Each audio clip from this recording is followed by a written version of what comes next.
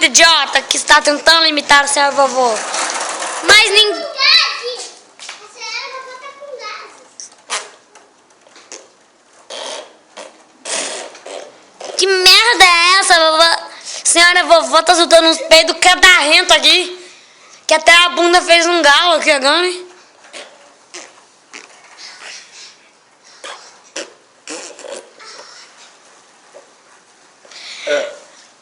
Eita porra! Senhora vovó tá mal, hein? Precisa de um pediatra. Gente. Eita porra, velho. A senhora vovó tá rotando toda hora que ela chega aqui perto. Sai, senhora vovó. Sai, idiota, sai, idiota. A senhora vovó, morra, morra.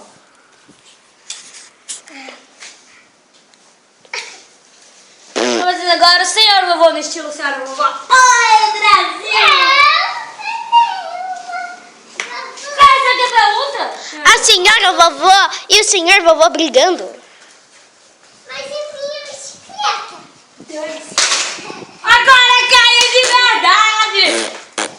Pronto, vem! Essa